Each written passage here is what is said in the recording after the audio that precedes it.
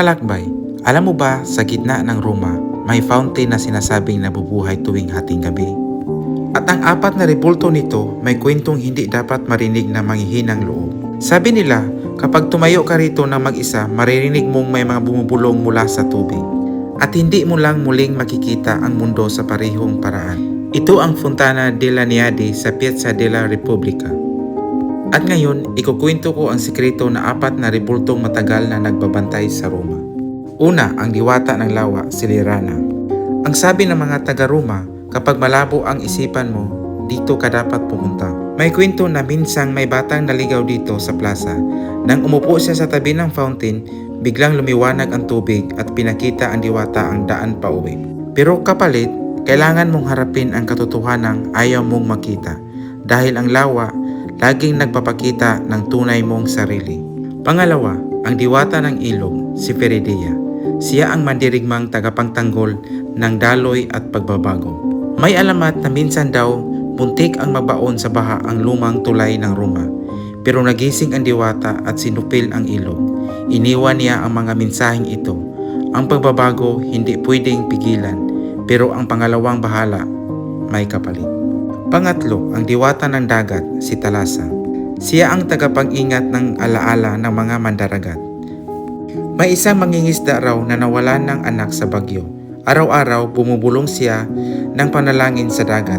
Isang gabi, dinala ng alon ng isang bote na may lihim ng anak. Huling mensahe bago siya nawala. At mula noon, sinabi ng mga marinero, ang dagat, hindi niya binubura ang mga iniibig mo. Panghuli, ang diwata ng bukal, si Sirana, ang pinakamabait sa lahat. May kwento tungkol sa batang may karamdaman. Isang gabing umiiyak ang lola nito sa tabi ng bukal.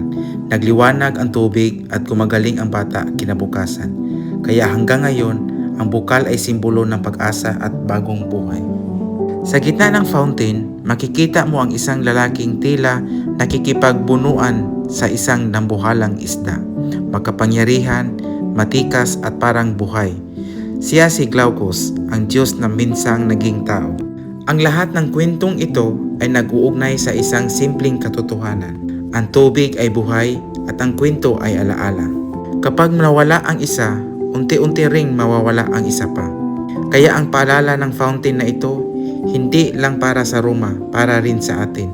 Ang lahat ng kwento, bawat bulong ng tubig ay nararapat na marinig, ibahagi at alalahanin.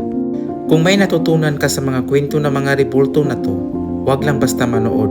Ikwento mo, ibahagi mo at hayaang dumaloy ang alaala tulad ng tubig mula sa isang henerasyon tungo sa susunod.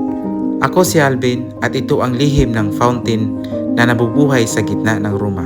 Maraming salamat sa pagsama sa paglalakbay na ito at hanggang sa muli. Ciao!